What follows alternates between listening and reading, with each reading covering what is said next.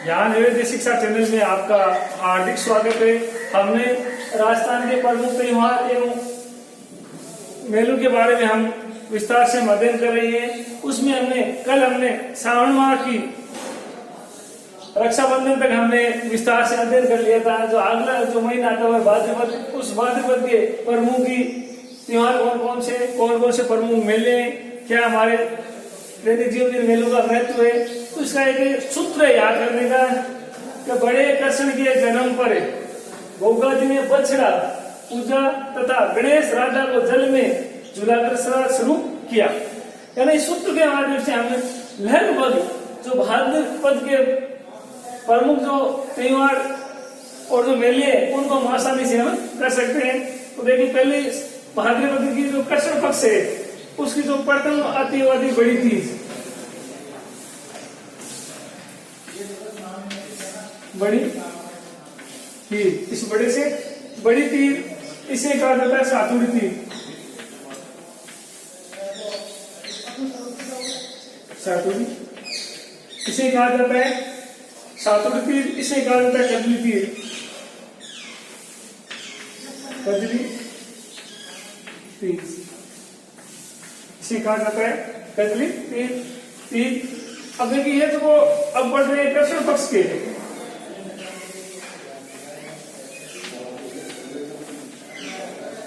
यानी हम पढ़ रहे हैं कृष्ण पक्ष के।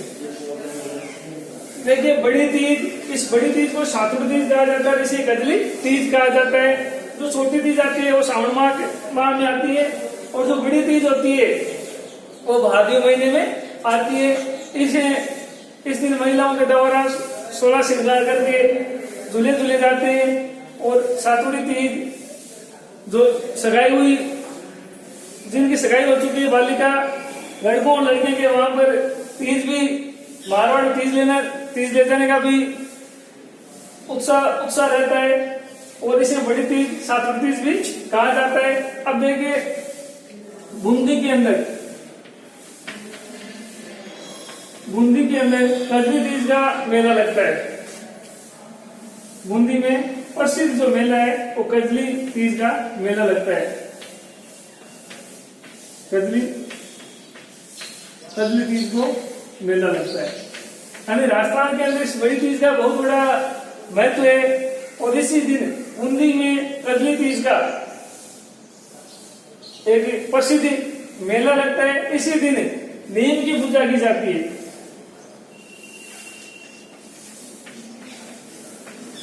नीम की पूजा, यानी कजली तीज के दिन ही तो नीम वृक्ष होता है, उस नीम वृक्ष की पूजा की जाती है। तो ये जो बड़ी तीज प्रतिपद अपेक्षा पूछ लिया जाता है, कजली तीज का प्रसिद्ध मेला कहाँ भरा जाता है? कजली तीज का बड़ा मेला बूंदी में भरा जाता है। बड़ी तीज कौन से महीने में आती है? तो भाद्रपद कृष्ण शुक्ल तृतीया को बड़ी तीज आती है। और जो श्रावण माह में जो तीज आती है वो छोटी तीज होती है। उसके बाद में आती है हलपष्टी।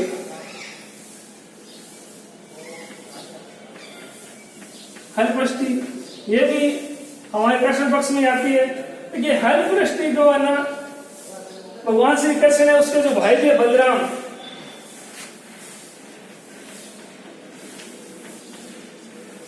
बलराम जी का जन्मदिन मनाया जाता है, जन्मोत्सव मनाया जाता है।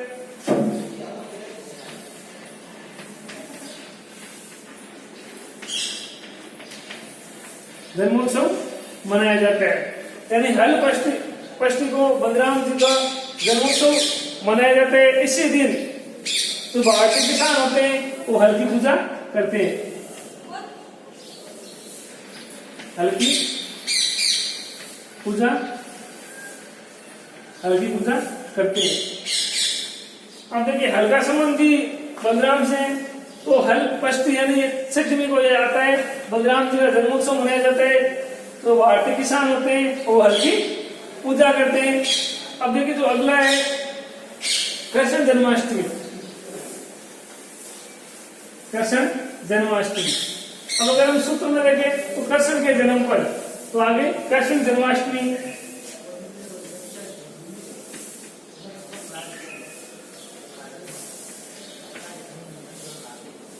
कृष्ण जन्माष्टमी।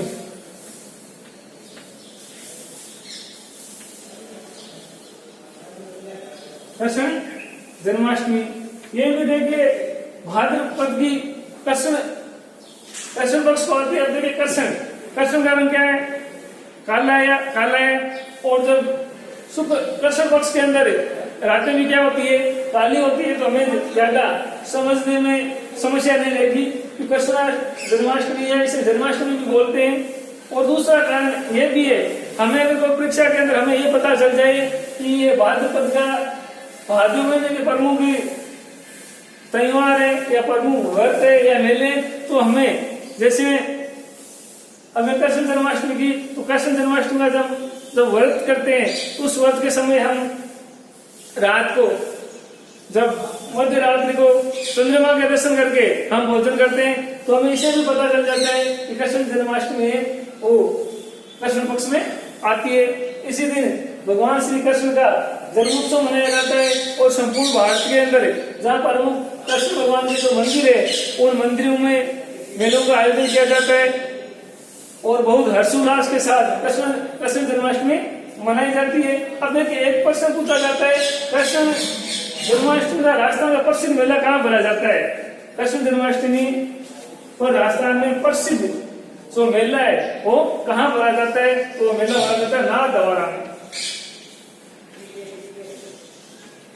नाथद्वारा जो कि राजसमंद में कृष्ण जन्माष्टमी में राजस्थान में प्रसिद्ध मेला कहाँ पर भरा जाता है? तो नाथद्वारा राजसमंद के अंदर भगवान कृष्ण का जो मंदिर है, वल्लभाचार्य की प्रमुख पीठ है, भगवान कृष्ण के बाल रूप की पूजा की जाती है, वह नाथद्वारा में कृष्ण जन्माष्टमी को मेला बढ़ता है। अब आगे देखिए गोगा नवमी।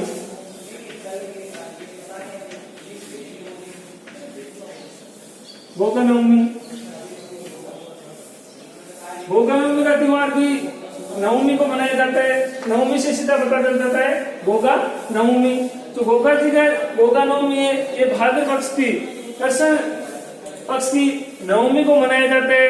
इस दिन खेजड़ी के वृक्ष के नीचे जो गोगा जी की जो मूर्ति होती है उसकी पूजा अर्चना की जाती है। और गोगा नवमी को जो घोड़े होते हैं इन घोड़ों के भी राखी बांधी जाती है, उसे नागों का देव भी कहा जाता है। नाग देव का गोगा नवमी को सांपों की भी पूजा होती है। और खेजड़ी वृक्ष के नीचे गोगा जी का जो प्रमुख स्थान या थान होता है। और गोगा नवमी को किसान गोगा जी महाराज को खीर चढ़ाते हैं और पानी के नारियल चढ़ाते हैं। इनका जो प्रसिद्ध जो मेला है एक तो ददेरों में भरा जाता है, और जो प्रसिद्ध जो मेला है वो भरा जाता है गोगा मेड़ी।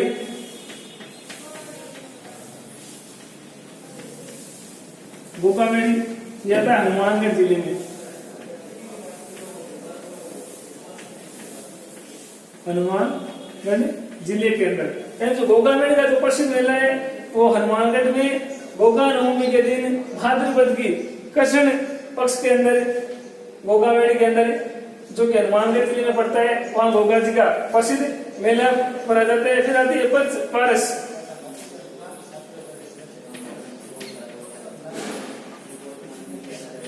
फिर आती है बच बारस। देखिए जो बच बारस है, एक बार आरएस परिगमान प्रश्न पूछा गया था कि गाय और बछड़े की पूजा कब की जाती है? तो गाय और बछड़े की पूजा बच बारस को की जाती है, जो कि भाद्र कृष्ण पक्ष के तो बारस का जो तिथि होती है उस दिन बच बारस के दिन गाय और बछड़ों की पूजा होती है। गाय और बछड़े की पूजा, यह प्रश्न आरएस में पूछा गया है कि गाय और बछड़े की पूजा कब की जाती है? तो बच बारस को या भाद्रपद के कृष्ण पक्ष की बारस को गाय और बछड़े की पूजा की जाती है। गाय और बछड़े की पूजा बच बारस को की जाती है। और यह जो प्रमुख जो त्योहार जो है ये तो कृष्ण पक्ष में देखो बड़ी तीज जिसे सातुड़ तीज कहा जाता था, उर्दू के अंदर इस तीज का प्रमुख जो मेला लगता था बूंदी की, तो बड़ी तीज है या सातुड़ी तीज है, उसका बूंदी के अंदर इनकी इसकी तीज की सवारी निकाली जाती है। उसके बाद जो त्योहार था हलपष्टी था, जो कि कृष्ण के बड़े भाई बलराम जी का जन्मोत्सव मनाया जाता था। किसान उस दिन हल की पूजा करते थे। उसके बाद में गोगा नवमी, गोगा जी को नाग देवता माना जाता है। किसान इनको अपना आराध्य देव मानते हैं। और गोगामेड़ का जो प्रसिद्ध मेला है वो हनुमानगढ़ में बनाया जाता है।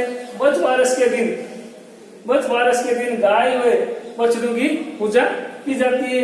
ये जो त्योहार थे ये हमारे कृष्ण पक्ष के थे, भाद्र महीने के। अब जो हम त्योहारों का जो अध्ययन करेंगे वो आएगा शुक्ल पक्ष के। यहाँ लिख देता हूं मैं शुक्ल पक्ष।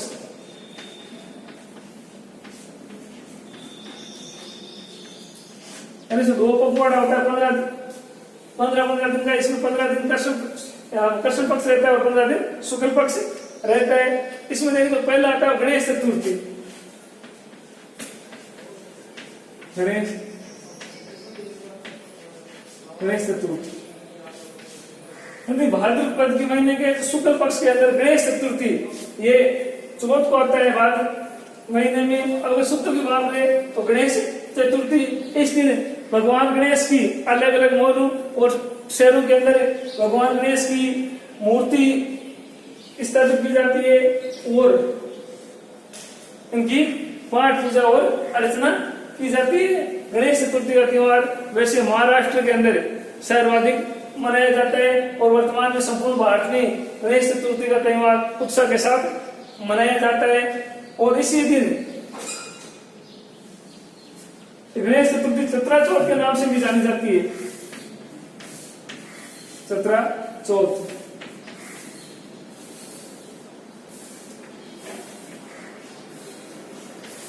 यानी गणेश चतुर्थी है इसी दिन चतरा चौथ का त्योहार भी मनाया जाता है। और एक जैसलमेर का मेला पड़ता है चुंदी का मेला,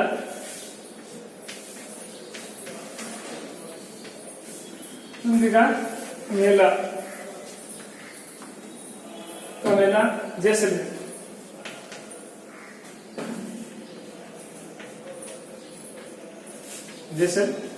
इन गणेश चतुर्थी दिन भगवान गणेश की पूजा अर्चना की जाती है और उसी दिन चतरा चौथ मनाई जाती है। और उसी दिन चुंदी का जो मेला है वो जैसलमेर के अंदर भरा जाता है। कई बार हम ऐसे प्रश्नों का ध्यान नहीं देते हैं और प्रतियोगिता परीक्षा में सीधा यहाँ से पसंद ले लेते हैं। चुंदी का मेला कहाँ भरा जाता है? चुंदी का मेला जैसलमेर में भरा जाता है। ये मेला कब भरा जाता है? गणेश चतुर्थी के दिन मेला भरा जाता है। उसके बाद में ऋषि पंचमी अगला त्योहार आता है ऋषि पंचमी। इस दिन सप्त ऋषि की पूजा की जाती है। यानी ऋषि पंचमी आती है उस दिन जो सप्त ऋषि होते हैं उन सप्त ऋषि की पूजा की जाती है। और इस दिन गंगा में स्नान करना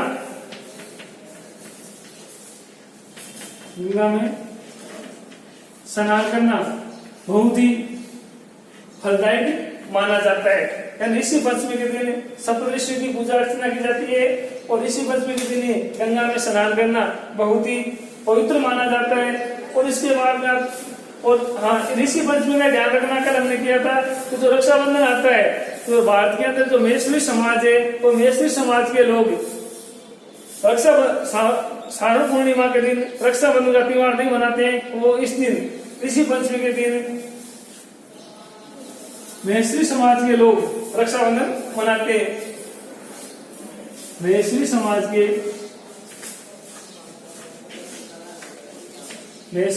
के लोग इसी दिन ऋषि पंचमी के दिन रक्षाबंधन मनाते हैं।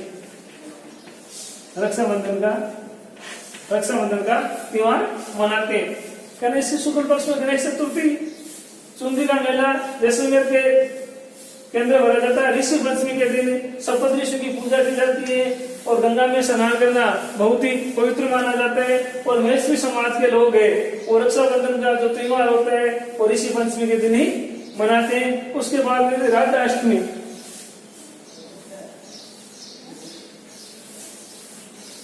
राधा अष्टमी। ये सारे जो त्योहार चल रहे हैं मैं बता रहा हूँ, ये सारे त्योहार शुक्ल पक्ष के। तो देखो राधा अष्टमी,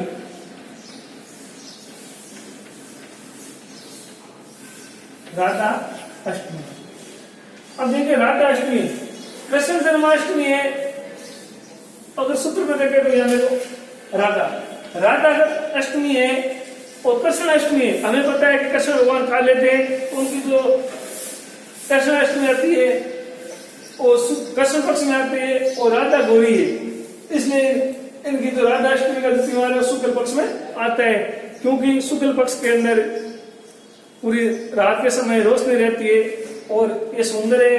इसे भी पता कर सकते हैं, तो ज्यादा याद करने आपने राधा अष्टमी है और शुक्ल पक्ष की अष्टमी को ये त्योहार मनाया जाता है। इस दिन राधा की पूजा की जाती है, यानी राधा अष्टमी के दिन कन्याओं के द्वारा इनकी पूजा की जाती है और अच्छा वर मांगने की भी कंवारी कन्याएं मनोती मांगती है राधा अष्टमी के दिन। इस दिन राजस्थान का एक प्रसिद्ध मेला भरा जाता है, राधा अष्टमी के दिन प्रसिद्ध मेला भरा जाता है, जो कि अजमेर जिले के अंदर, यानी राधा अष्टमी के दिन जो मेला भरा जाता है वो अजमेर की निम्बारक पीठ के निम्बारक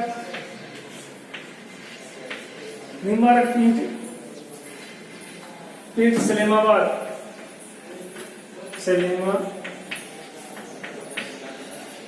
सलीमाबाद के अंदर मेला भरा जाता है।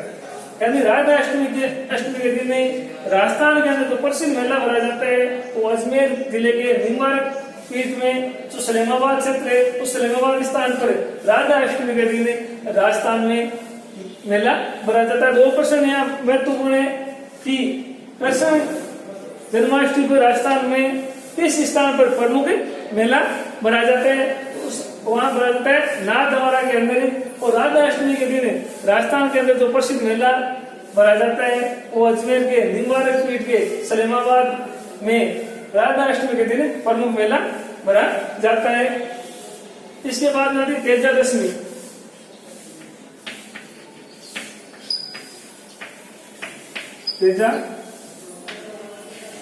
तेजादशमी यानी इस दिन तेजाजी महाराज की पूजा और अर्चना की जाती है। और तेजाजी जो प्रसिद्ध जो मंदिर है वो खरनाल नागौर के अंदर है। और तेजादशमी का जो त्योहार है वो त्योहार भाद्र महीने के शुक्ल पक्ष को दशमी के दिन ये त्योहार मनाया जाता है। कि किसानों के भी तेजाजी देवता माने जाते हैं और नागों के भी देवता माने जाते हैं।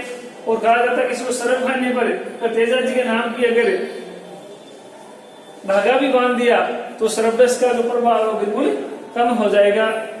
और तेजादशमी का जो प्रमुख एक प्रश्न आता है कि तेजादशमी के दिन तेजाजी की याद में राजस्थान के अंदर प्रसिद्ध पशु मेला कहाँ भरा जाता है, तो राजस्थान के अंदर पर्वतसर के अंदर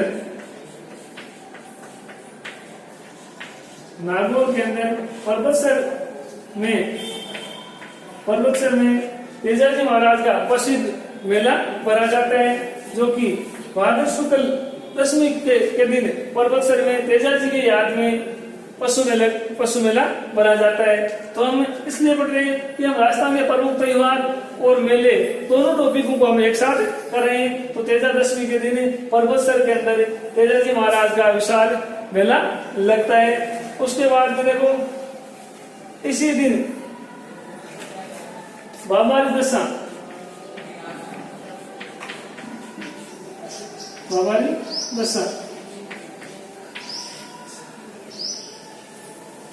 बाबा दशमी भी हम कह सकते हैं। बाबारी दशमी इसी दिन बाबा रामदेव जी ने भी दशमी के दिन ही बाबा रामदेव जी ने गुणिचा के अंदर समाधि ली थी। और रामदेवरा के अंदर बाबा रामदेव का प्रसिद्ध मेला लगता है। और इसी दिन अब देखिए इसी दिन खेजड़ी खेजड़ी वृक्ष मेला भी, खेजड़ी वृक्ष मेला भी,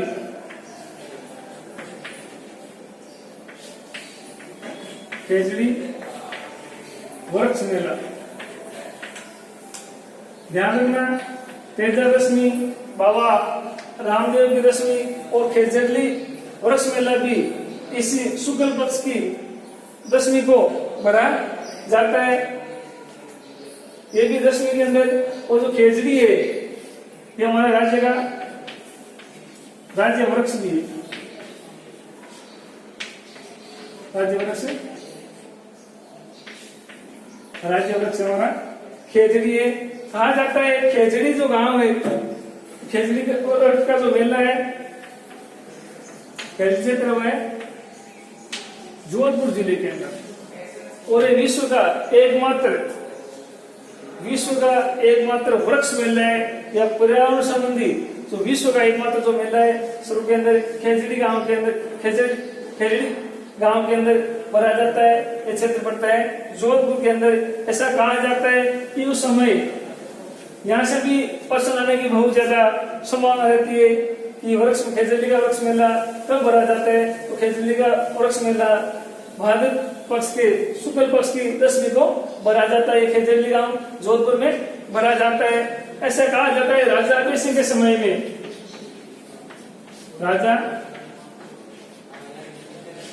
अभय सिंह के समय में 1730 ईस्वी में, 1700 कहा जाता है कि 1730 के अंदर जोधपुर के जो महाराजा थे अभय सिंह थे, उनके शासनकाल में 1730 ईस्वी के अंदर मेहरानगढ़ दुर्ग का विस्तार करने के लिए और कुछ नए महल बनाने के लिए चूने की आवश्यकता पड़ी, और चूने जो कंकर होते हैं उनको जलाने के लिए लकड़ी की आवश्यकता पड़ी।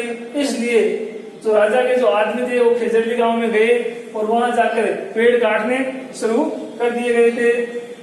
मरम्मत कार्य के लिए चूने के लिए लकड़ी की आवश्यकता पड़ी, और लकड़ी की आवश्यकता की पूर्ति करने के लिए वो खेजड़ी गांव में गए थे। और उस समय जो मंत्री था राजा अभय सिंह का मंत्री था, वो मंत्री था गिरधारी लाल, मंत्री था गिरधारी लाल। यानी उस समय जो मंत्री था राजा अभय सिंह का मंत्री था, वो मंत्री था गिरधारी लाल। और जो अमृता देवी है, अमृता देवी और जामवंत जी की प्रमुख भक्त थी।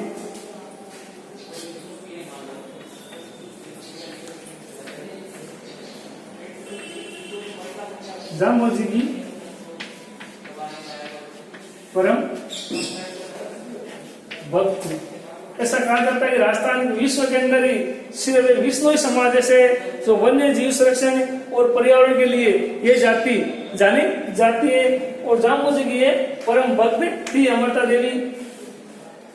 और कहा भी गया है कि अगर एक वृक्ष को बचाने के लिए अगर 100 शीश भी काट दिया जाए तो भी कम है। यानी हमें पर्यावरण संरक्षण करना चाहिए, हमें ज्यादा से ज्यादा पेड़ लगाने चाहिए। और इसे तो खेजड़ी वृक्ष मेला है, इसे राजस्थान का चिपको आंदोलन भी कहा जाता है। सुंदरलाल बहुगुणा के द्वारा पर्यावरण संरक्षण के लिए जो चलाया गया 1960 के अंदर जो चलाया गया था इस चिपको आंदोलन, इसका इसे राजस्थान का चिपको आंदोलन भी कहा जाता है। अमृता देवी बेनीवाल ने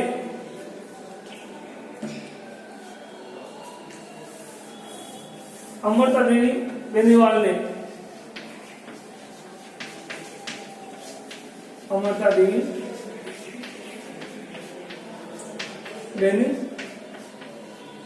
ने यानी जब राजा का आदेश था वो गिरधारी लाल ने जब खेजड़ी गांव के अंदर पेड़ काटना शुरू किया था तो जो प्रथम जो बलिदान दिया था वो अमृता देवी ने दिया था। जब खेजड़ी के वृक्ष को काटा जा रहा था तो अमृता देवी ने उस खेजड़ी के पेड़ की लपेट गई और पहले जो गिरधारी लाल था उसने अमृता देवी को काटा और फिर उसके पेड़ को काटा गया था। इस कारण जो प्रथम जो शहीद है जो बलिदान है वो अमृता देवी का बलिदान था। इसमें 363 इसके खेजड़ी को बचाने के लिए 363 व्यक्ति शहीद हुए थे। जिसमें स्त्री और पुरुष भी सम्मिलित थे। 363 शहीद हुए थे। यानी पेड़ों को बचाने के लिए हमारे राजस्थान में ऐसे उदाहरण मिलते हैं कि 363 पुरुष और महिलाएं शहीद हुई थी और शहीद हुई थी। तो अमरता खेजड़ी वृक्ष में लाए वो भाद्र शुक्ल दशमी को खेजड़ी गांव में भरा जाता है, जो कि हमारे जोधपुर जिले के अंदर है। उस समय जो जोधपुर के शासक थे वो महाराजा अभय सिंह थे। उन्हें 1730 ईस्वी के अंदर मेहरानगढ़ का विस्तार करना चाहते थे, नए महल बनाना चाहते थे। इसलिए चुनने के लिए उन्हें लकड़ी की आवश्यकता हुई थी और लकड़ी काटने के लिए तो उनका जो प्रमुख जो सेनापति है सेनेता गिरधारी लाल को एक कार्य सौंपा गया था। गिरधारी लाल सीधा खेजड़ी गांव में गया था, वहां पर पेड़ काटना शुरू कर दिया था। और जब पेड़ काटने के समाचार मिले तो अमरता देवी बेनीवाल बाहर कराई जामोद की परम भक्ति और एक खेजड़ी वृक्ष के निपट गई थी। तो जो प्रथम जो बलिदान हुआ था खेजड़ी गांव में वो अमरता देवी का हुआ था। इसी के साथ जब खबर आगे की तरफ फैल गई तो 363 व्यक्ति इसमें शहीद हुए और ये पूरे संपूर्ण भारत में सबसे प्राचीन जो वनों की रक्षा के लिए जो शहीद हुए थे वो खेजड़ी गांव में हुए थे। ये विश्व का एकमात्र पर्यावरण मेला यहाँ मनाया जाता है और जामोद जी की ये परम भक्त थी। इसके अंदर 363 शहीद हुए। 1730 की ये घटना है। इसे ये प्रमुख हमें खेजड़ी गांव के वृक्ष मेले का हमें याद करना बहुत जरूरी है। अब हम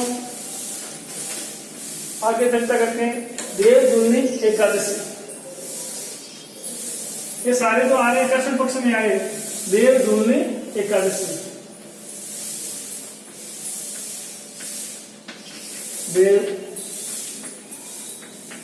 देवदुलनी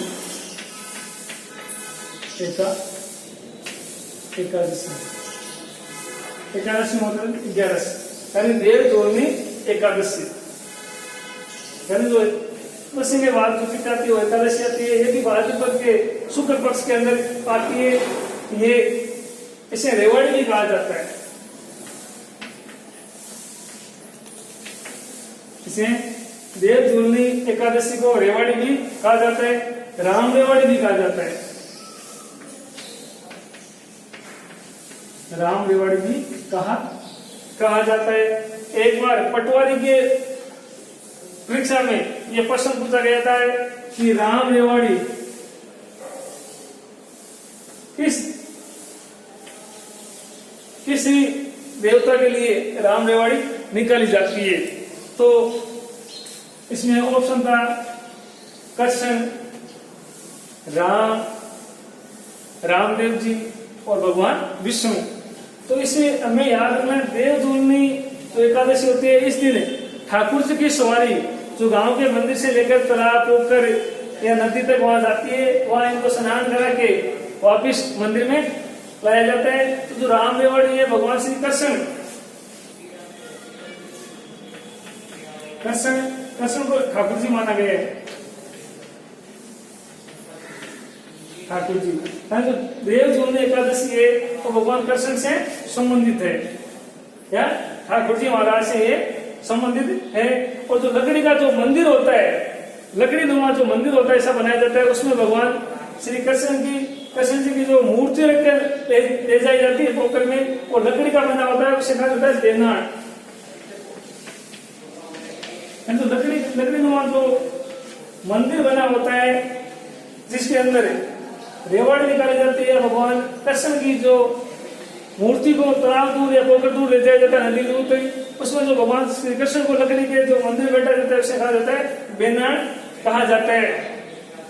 इसे देवी जो लकड़ी का बना देवी विमान होता है उसे बेनाड़ कहा जाता है। अब अनंत चतुर्दशी, अगला जो त्योहार है वो है अनंत चतुर्दशी।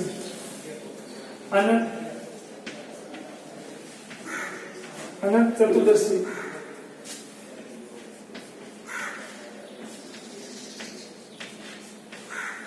ये भाद्रपद देखते तो 14 आती है चतुर्दशी, यानी जो 14 की तिथि आती है उस दिन अनंत चतुर्दशी कहा जाता है कि जो ये चतुर्दशी का जो व्रत करता है शुक्ल पक्ष की, तो उसके जो फल की जो प्राप्ति होती है वो अनंत काल तक रहती है। ये एकमात्र पुरुषों के द्वारा किए जाने वाला व्रत है, यानी एकमात्र ऐसा अनंत चतुर्दशी का व्रत है जो पुरुष करते हैं और पुरुष इसमें ये व्रत करते हैं और उजना भी करते हैं। और इसी दिन तो गणेश चतुर्थी के दिन भगवान श्री गणेश जी की जो मूर्ति स्थापित की जाती है, उसकी पूजा अर्चना की जाती है। और अनंत चतुर्दशी के दिन ही भगवान श्री गणेश जी की जो मूर्ति होती है, तो गणेश जी की मूर्ति का विसर्जन भी किया जाता है।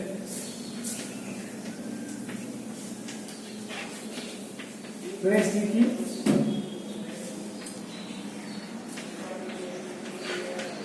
मूर्ति का विसर्जन, यानी जो गणेश चतुर्थी दिन भगवान गणेश की पूजा अर्चना करके मूर्ति स्थापित की जाती है, उस मूर्ति को अनंत चतुर्दशी के दिन ही उस मूर्ति का विसर्जन किया जाता है। तो ये जो प्रमुख त्योहार थे भाद्रपद के, ये प्रमुख त्योहार कंप्लीट होते हैं। और इसमें देखो लास्ट हो जाती है पूर्णिमा। लास्ट में क्या हो जाती है? पूर्णिमा। देखिए पूर्णिमा के दिन हमारे हिंदू धर्म में भाद्र महीने की जो पूर्णिमा होती है उस दिन से श्राद्ध लग जाते हैं। श्राद्ध होते हैं 16 श्राद्ध होते हैं। 15 दिन आश्विन के और एक ये पूर्णिमा, 1 + 15।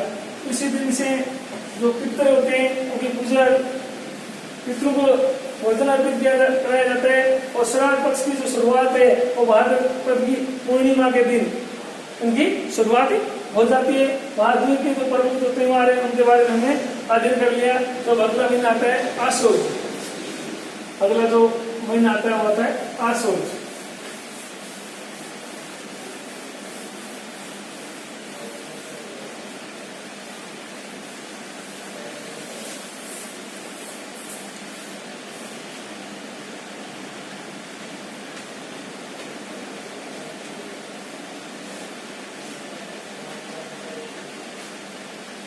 आश्विन कहा जाता है।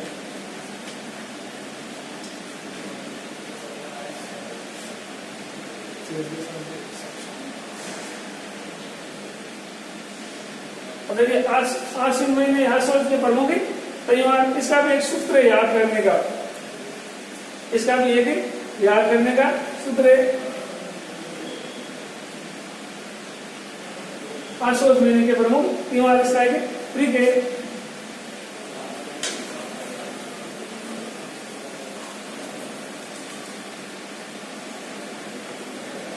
आश्विन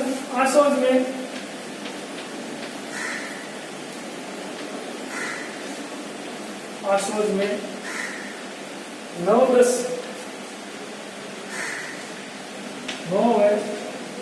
10 सर काटे जाते हैं।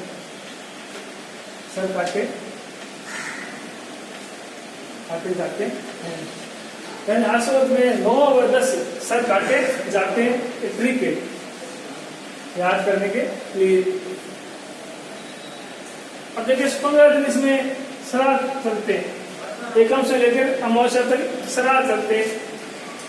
श्राद्ध का कोई मांगलिक कार्य नहीं किया जाता है, सिर्फ जो पितृ होते हैं उनको भोजन अर्पित किया जाता है, उनकी पूजा अर्चना की जाती है। और श्राद्ध पक्ष के अंदर गोवे पक्ष का बहुत ज्यादा महत्व दिया जाता है। ये श्राद्ध जो आश्विन के जो 15 दिन जो कृष्ण पक्ष है उसमें ये चलते हैं। इन 15 दिनों के समय के अंदर राजस्थान के अंदर सांझी मनाई जाती है।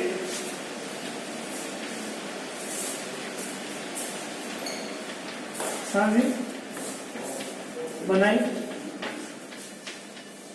जाती है। इन 15 दिनों के अंदर सांझी मनाई जाती है। एक प्रकार के मान्य होते हैं वो दीवारों पर फूके जाते हैं। उसके बाद में देखिए केलों के पत्तों की जो सांझी होती है, केलों के पत्तों की सांझी नार दवारा की प्रसिद्ध है। नार दवारा की प्रसिद्ध, नार दवारा के कमला चौक, नार दवारा के कमल चौक में, कमल चौक में सांझी बनाई जाती है। केलों के पत्तों की जो सांझी है वो नार दवारा में कमल चौक में बनी जाती है। तो ये श्राद्ध पक्ष के जो 15 दिन होते हैं उसके अंदर पितरों को भोजन और जल अर्पित किया जाता है, पितरों की पूजा अर्चना की जाती है। उस दिन 15 दिन 16 दिन ब्राह्मणों को भोजन कराया जाता है और जो सांझी है उसका उत्सव मनाया जाता है। और केलों के पत्तों की जो सांझी है वो नार दवारा के कमल चौक में मनाई जाती है। पत्तों की सांझी सस्ती है। अब देखिए 15 दिन पूजा कर उसके बाद में तो नवरात्रा की कृष्ण पक्ष शुक्ल पक्ष की, देखिए लिखते हैं शुक्ल पक्ष, शुक्ल पक्ष। अब देखिए शुक्ल पक्ष के अंदर एकम से ही नवरात्रा की शुरुआत हो जाती है। यानी नवरात्रा की शुरुआत है आसोज के अंदर ही, तो चांदनी एकम होती है उसी नवरात्रा की शुरुआत हो जाती है। 9 दिन माताओं 9 देवी की पूजा और अर्चना की जाती है। और इसी दिन देखिए नवरात्रा 3 आते हैं, नवरात्रा भी 3 आते हैं, आसोज के नवरात्रा, शारदीय नवरात्रा और गुप्त नवरात्रा। एक बात है चैत्र माह के अंदर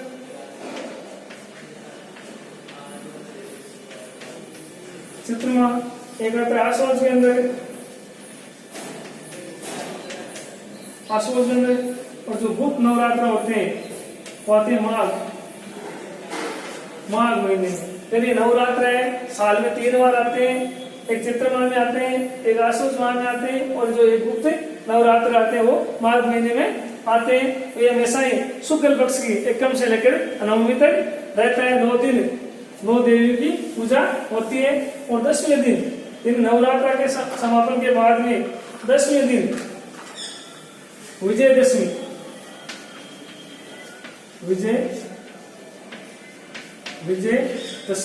यानी 10वें दिन विजयदशमी का उत्सव मनाया जाता है। उसे दशहरा भी कहा जाता है, विजयदशमी दशहरा। जानिए राजस्थान के अंदर एकमात्र जो रावण का जो मंदिर है, रावण का मंदिर है, रावण का मंदिर वो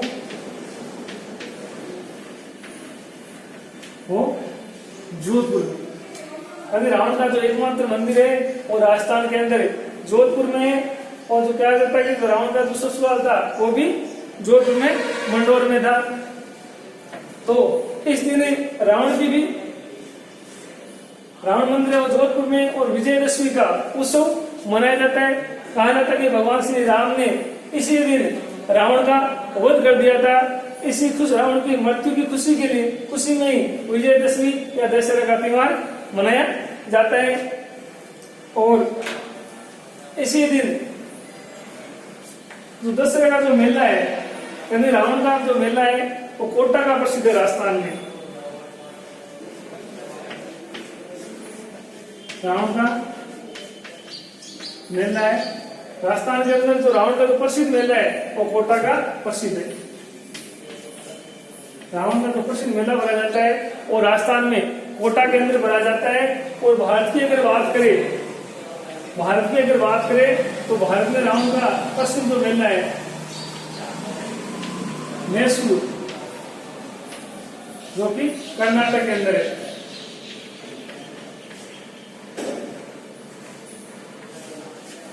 जो भारत के अंदर जो प्रसिद्ध दशहरे का जो मेला भरा जाता है वो मैसूर कर्नाटक में भरा जाता है। और राजस्थान के अंदर जो रावण का जो प्रसिद्ध मेला भरा जाता है वो कोटा में भरा जाता है। इसी दिन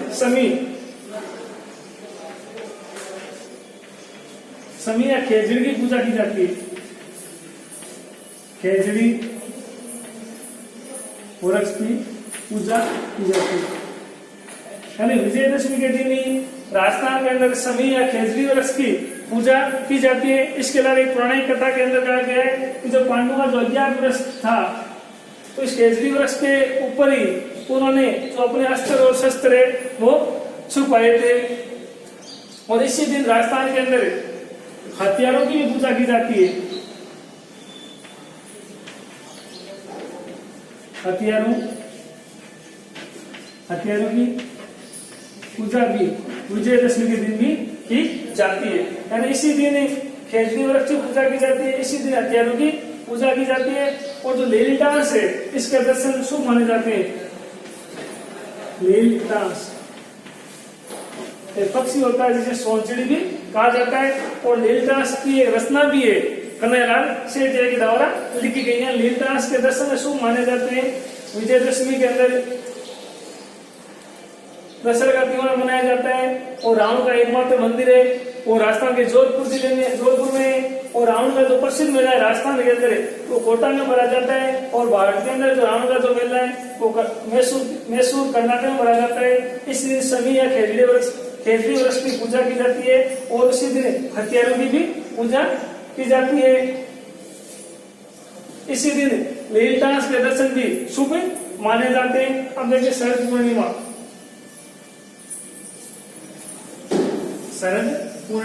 ये सब शुक्ल पक्ष के चल रहे हैं। इसमें सिर्फ 15 दिन की जो सांझे मनाई जाती है वो नाथ नवरा के अंदर कमल चौक के अंदर लगाई जाती है। और उसके बाद के अंदर 15 दिन सिर्फ श्राद्ध पक्ष रहते हैं, उसमें कोई त्योहार उत्सव नहीं होता है। और जो आसो शुरू होते ही 9 दिन नवरात्र, 10वें दिन दशहरा और संक्रांति में शरद पूर्णिमा ऐसे शरद पूर्णिमा।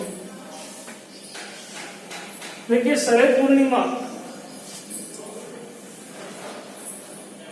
आसोज के अंदर आती है, याद करने की ज्यादा आवश्यकता नहीं है क्योंकि पूर्णिमा लिखा हुआ वैसे कितना पता चल जाएगा शुक्ल पक्ष से। और शरद पूर्णिमा कहा जाता है इसी दिन से धीरे धीरे सर्दी स्टार्ट हो जाती है। और जो चंद्रमा का प्रकाश है, चंद्रमा की 16 कला है, चंद्रमा की 16 कला है वो भी हमें शरद पूर्णिमा के ही वर्ष में एक बार हमें देखने को मिलती है। 16 कलाओं के साथ हमें चंद्रमा दिखाई देता है। चंद्रमा हमें दिखाई देता है शरद पूर्णिमा के दिन 16 कलाओं के। और वर्ष में सबसे ज्यादा प्रकाशमान या जो चांद में रात होती है वो रात ही शरद पूर्णिमा के दिन ही होती है। यानी शरद पूर्णिमा के दिन चांद की सर्वाधिक रोशनी रहती है और चांद के चंद्रमा के द्वारा 16 कलाओं को भी हमें देख सकते हैं। सबसे ज्यादा चमकीली रात होती है वो शरद पूर्णिमा के ही दिन होती है। इसी दिन जोधपुर के अंदर मारवाड़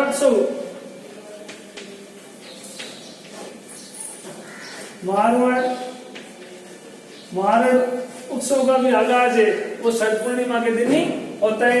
तो हमने आसोज माह के भी प्रमुख त्योहार और मेलों का हमने अध्ययन कर लिया। इसके अंदर अध्ययन कर लिया और अध्ययन करने में हमें कर लिया था। शरद पूर्णिमा आता है, इसमें 9 दिन नवरात्र आते हैं, 10 दिन 9 दिन नवदुर्गा की पूजा होती है, 10वें दिन दशहरे की रावण दहन होता है और इसे विजयदशमी भी कहते हैं। और जो अंतिम होता है शरद पूर्णिमा और इसी दिन मारवाड़ उत्सव मनाया जाता है। अगले महीने के जो मेले और त्योहारों का हम अध्ययन कल के वीडियो में करेंगे। नमस्कार।